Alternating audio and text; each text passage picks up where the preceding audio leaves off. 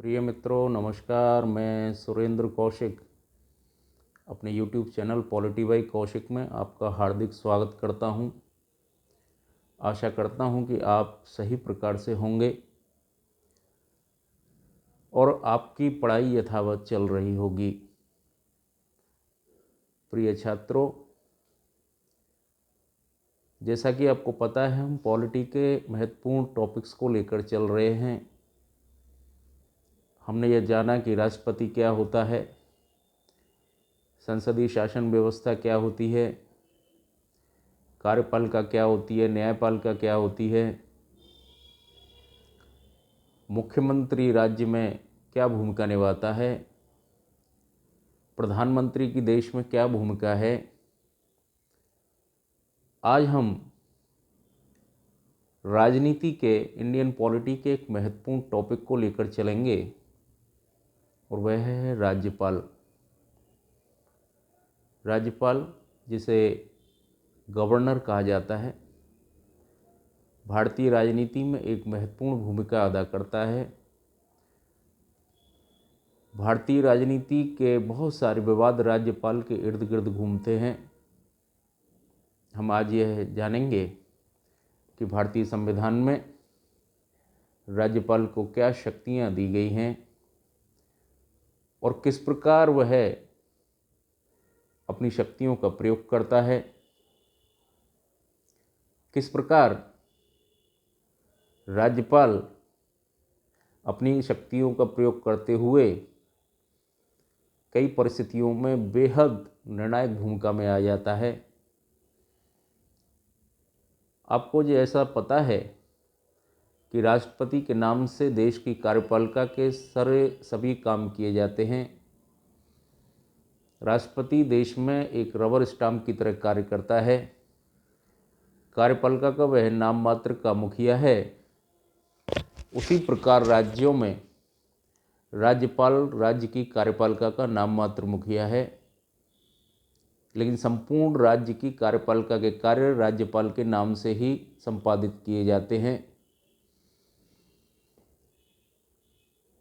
अगर आप सामान्य तौर पर देखेंगे तो केंद्र की कार्यपालिका के प्रमुख रूप से 3 भाग हैं, जैसे राष्ट्रपति, प्रधानमंत्री और मंत्रिपरिषद।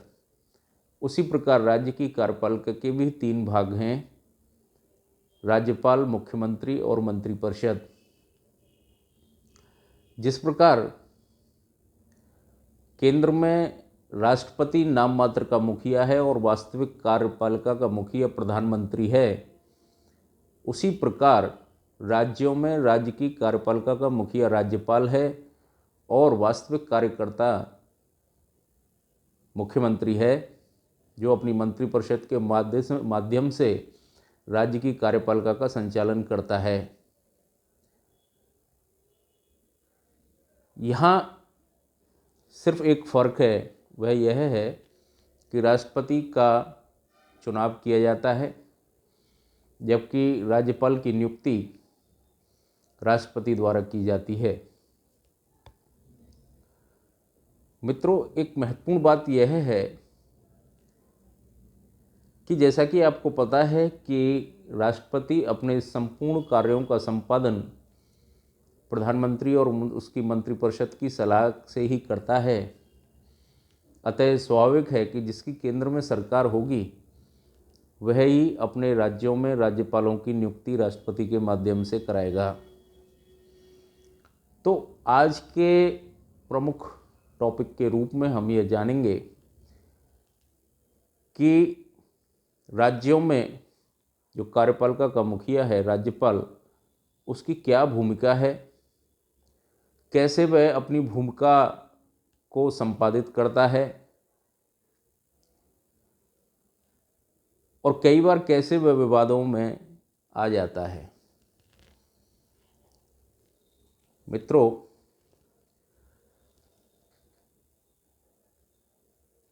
अनुच्छेद 153 और अनुच्छेद 154 के द्वारा राज्यपाल की भूमिका को बताया गया है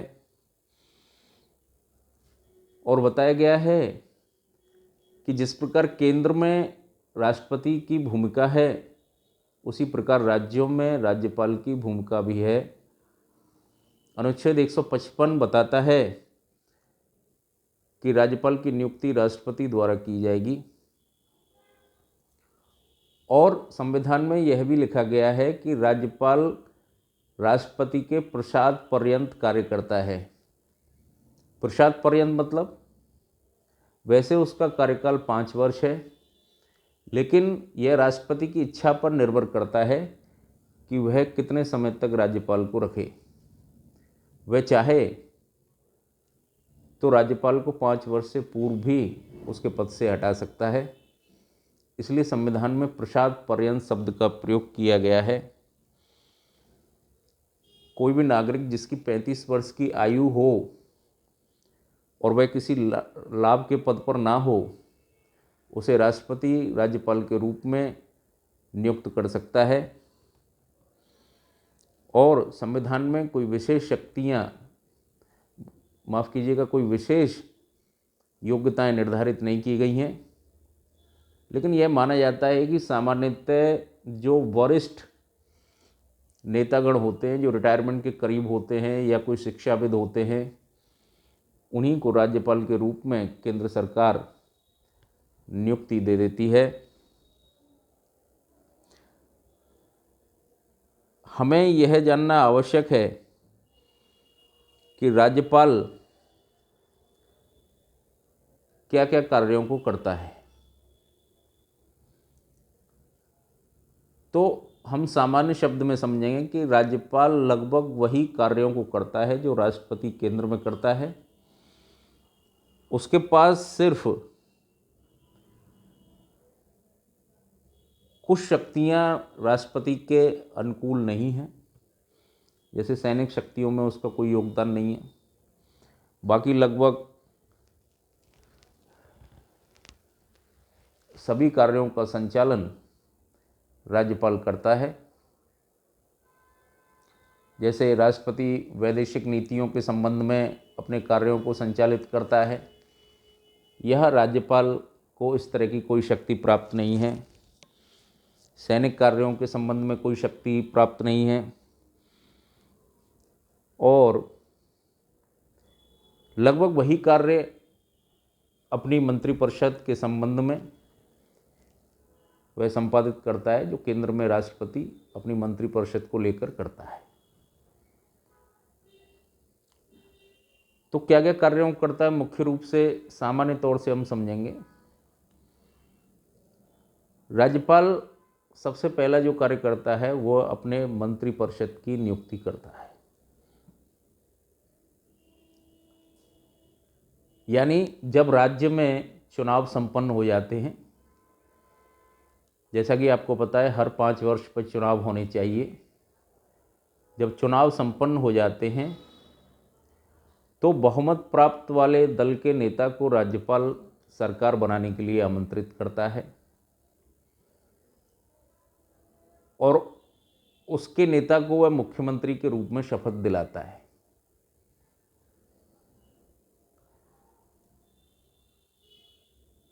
कई बार ऐसा हुआ है कि राज्य में चुनाव हुए और पूर्ण बहुमत किसी दल को नहीं मिला, तब ऐसी स्थिति में राज्यपाल अपने विवेक के माध्यम से यह देखता है कि कौन सा राजनीतिक दल सदन में अपना बहुमत सिद्ध कर सकता है, तो वह ऐसे दल के नेता को मुख्यमंत्री के रूप में नियुक्त करता है और एक विशेष समय निर्धारित करके उन्हें कहता है कि वे सदन में निश्चित समय के अनुसार अपना बहुमत सिद्ध करें। तो यहाँ राज्यपाल की एक विवेकाधीन शक्तियाँ आ जाती हैं कि वह किस प्रकार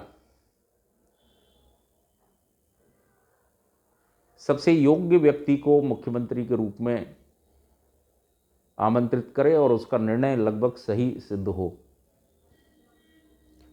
जब वह मुख्यमंत्री की नियुक्ति कर देता है तो उसके बाद मुख्यमंत्री के परामर्श पर वह राज्य के अन्य मंत्रियों की नियुक्ति करता है और उन्हें शपथ दिलाता है। यानी ठीक केंद्र की तरह ही यहाँ राज्यपाल को राज्य की कार्यपालिका के संबंध में शक्तियाँ प्राप्त है।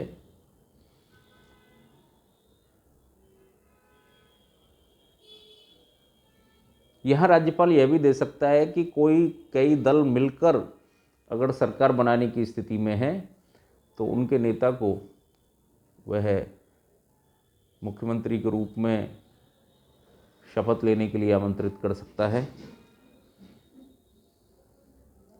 दूसरी जो शक्ति है राज्यपाल को वह है राज्य का महाधिवक्ता नियुक्त करने की शक्ति। महाधिवक्ता जो होता है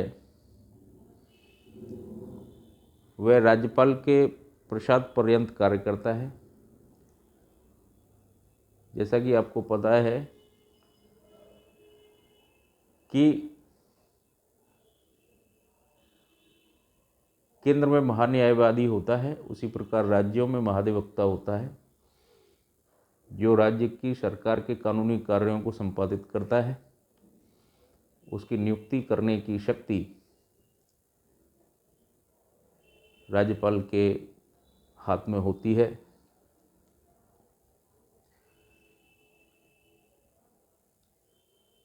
कुछ न्यायिक शक्तियां भी राज्यपाल को प्रदान की गई हैं, जैसे राज्य में जो हाई कोर्ट्स होते हैं उसमें राज्यपाल न्यायाधीशों की नियुक्ति तो नहीं करता है, लेकिन जब केंद्र सरकार नियुक्ति करती है तो राज्यपाल से परामर्श अवश्य करती है।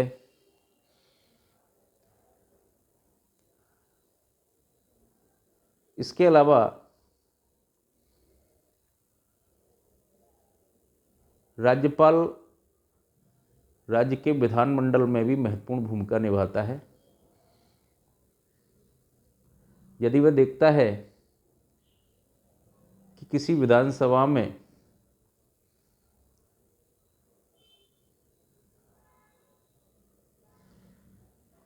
कोई दल बहुमत में है या नहीं, तो इसके लिए वह फ्लोर टेस्ट करा सकता है। विपक्ष द्वारा जब कभी उसे अविश्वास प्रस्ताव के लिए कहा जाए तो वह सदन में उस दल को अपना बहुमत सिद्ध करने के लिए कह सकता है। विधान परिषद में वह 1/6 सदस्यों की नियुक्ति करता है जो साहित्य, विज्ञान, कला और समाज सेवा से जुड़े हुए व्यक्ति हों, और राज्यों की विधानसभा में वह 1 आंग्ल भारतीय सदस्य की नियुक्ति भी करता है।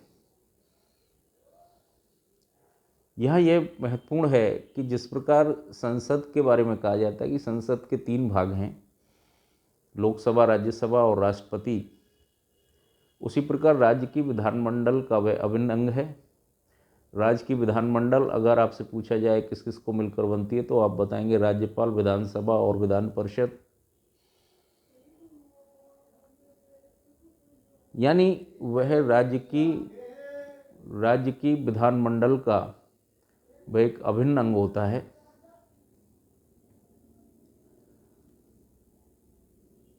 वह राज्यपाल राज्य के विधानमंडल में अपना अभिभाषण देता है। उसे विधानमंडल का सत्रावसान करने का, विघटन करने का पूर्ण अधिकार होता है। वह विधानमंडल में वार्षिक वित्तीय विवरण भी रखवाता है।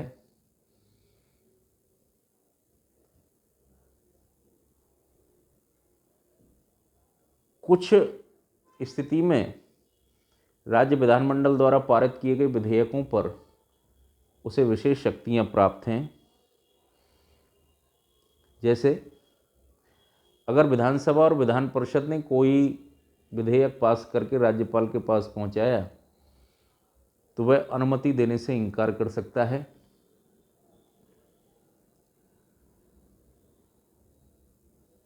या फिर उसको पुनर्विचार के लिए वापस विधानसभा में भेज सकता है।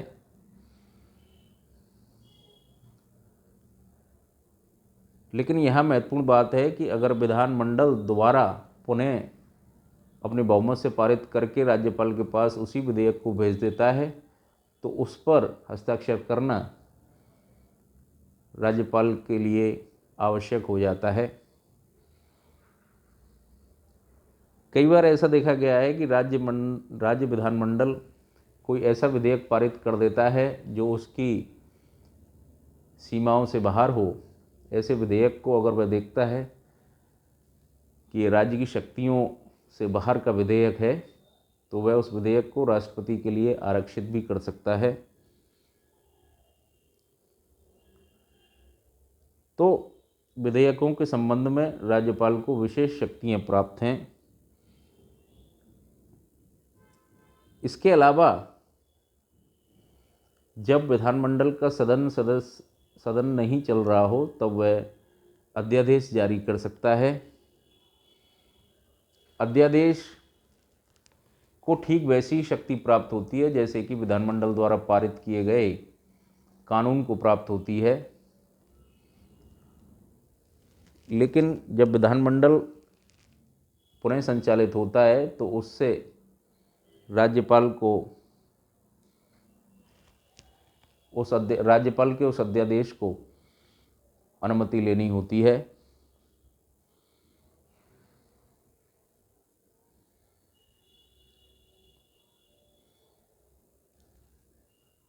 यह महत्वपूर्ण है कि यदि अध्यादेश विधानमंडल के पुनः प्रारंभ होने के 6 सप्ताह के भीतर अनुमति नहीं ली गई, तो वह स्वयं निरस्त हो जाता है।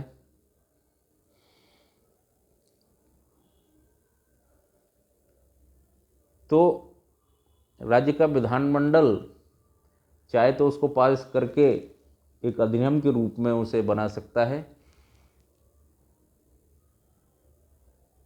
जैसे कि केंद्र में आपको पता है कि राष्ट्रपति को अध्यादेश पारित करने की शक्ति है, ठीक उसी प्रकार राज्यपाल को भी राज्य की सीमाओं के अंतर्गत, राज्य की शक्तियों के अंतर्गत, विधानमंडल की शक्तियों के अंतर्गत अध्यादेश पारित करने की शक्ति प्राप्त है।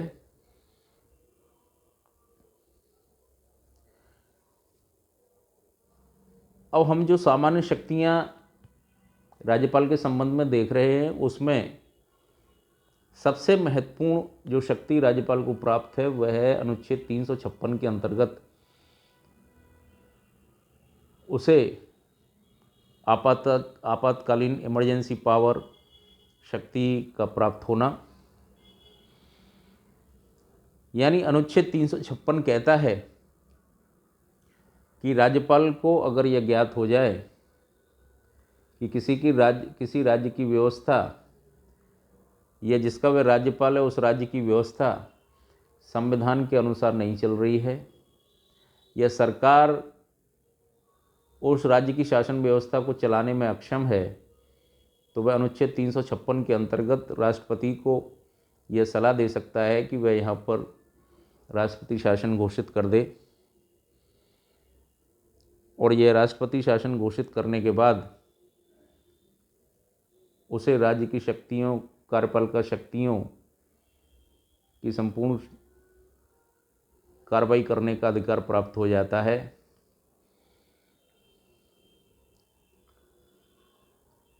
अगर भारतीय संविधान को हम देखेंगे तो हम पाएंगे कि केंद्र सरकार ने अनुच्छेद 356 का राज्यपाल के माध्यम से कई बार दुरुपयोग भी किया है। और अनुच्छेद 356 भारतीय राजनीति का सबसे विवादास्पद अनुच्छेद है, और इसी अनुच्छेद का प्रयोग करते हुए राज्यपाल हमेशा विवादों में घिरा रहा है और उस पर यह आरोप लगते रहे हैं कि वह केंद्र की कठपुतली के रूप में अनुच्छेद 356 का प्रयोग करता है और बार बार चुनी हुई सरकारों को किसी न किसी बहाने से गिराने का प्रयास करता है।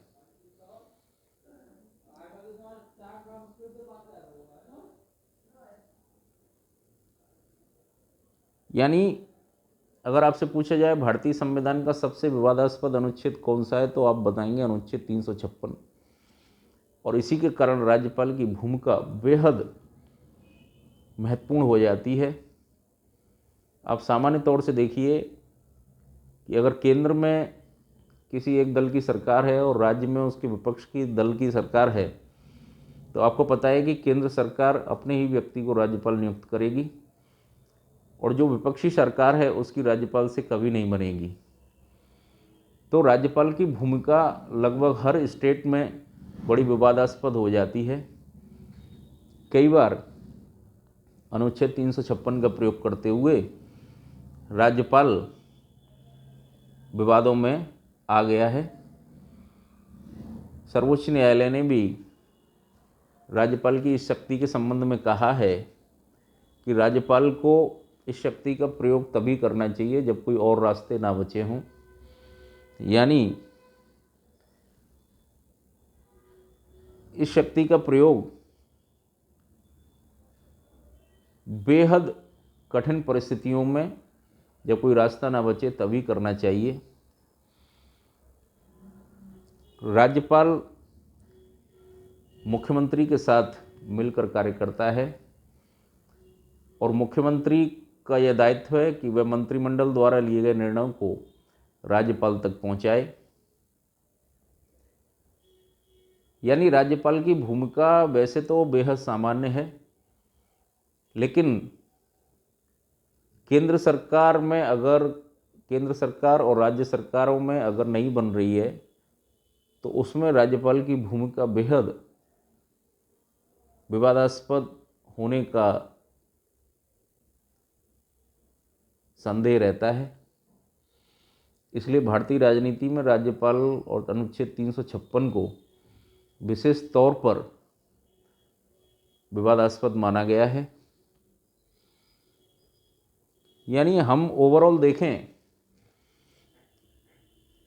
तो उसकी वही भूमिका है जो केंद्र में राष्ट्रपति की है।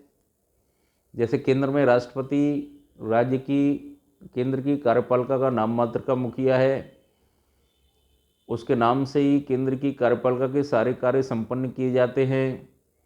उसी प्रकार राज्यों में राज्यपाल भी राज्य की कार्यपालिका का वास्तविक मुखिया न होकर केवल नाम मात्र का मुखिया है और उसी के नाम से राज्य की कार्यपालिका के सारे कार्य संपन्न किए जाते हैं। जैसे केंद्र में बहुमत वाले दल के नेता को राष्ट्रपति प्रधानमंत्री नियुक्त करता है, उसी प्रकार राज्यों में भी बहुमत वाले दल के नेता को राज्यपाल मुख्यमंत्री के रूप में नियुक्त करता है। जैसे केंद्र में राष्ट्रपति का 5 वर्ष का कार्यकाल है, वैसे राज्यों में भी राज्यपाल का 5 वर्ष का कार्यकाल है। जैसे केंद्र में राष्ट्रपति प्रधानमंत्री के कहने पर अन्य मंत्रियों की नियुक्ति करता है, उसी प्रकार राज्यों में राज्यपाल मुख्यमंत्री के कहने पर अन्य मंत्रियों की भी नियुक्ति करता है। जिस प्रकार केंद्र में राष्ट्रपति जब चाहे राष्ट्रपति से अनुरोध कर सकता है कि वह अमुक मंत्री को पद से हटा दे, उसी प्रकार राज्यों में भी राज्यपाल से मुख्यमंत्री यह मांग कर सकता है कि किसी व्यक्ति को जो मंत्री पद पर है उसे मुक्त कर दे। तो लगभग वही शक्तियां प्राप्त हैं जो केंद्र में राष्ट्रपति को प्राप्त हैं। राज्यपाल की भूमिका और राष्ट्रपति की भूमिका में बहुत ही कम अंतर है, और वो अंतर है कि राष्ट्रपति चुना जाता है जबकि राज्यपाल की नियुक्ति राष्ट्रपति द्वारा की जाती है। बाकी सब कुछ सैनिक कार्यों को और कूटनीतिक कार्यों को एवं न्यायिक कार्यों को छोड़ दिया जाए तो लगभग वही शक्तियाँ प्राप्त हैं जो कि केंद्र में राष्ट्रपति को हैं। तो आज के विषय में हमने ये देखा कि सामान्य रूपरेखा में राज्यपाल की क्या भूमिका है, राज्यपाल को सामान्य शब्दों में कैसे समझा जाए। जब आप राष्ट्रपति और राज्यपाल को साथ साथ पढ़ेंगे तो उससे आपको ये दोनों समझने में आसानी होगी। और मुझे आशा है कि मैंने सामान्य शब्दों में, सामान्य भाषा में आपको समझाने में मैं कुछ सफल रहा हूँगा। बहुत बहुत धन्यवाद आपका।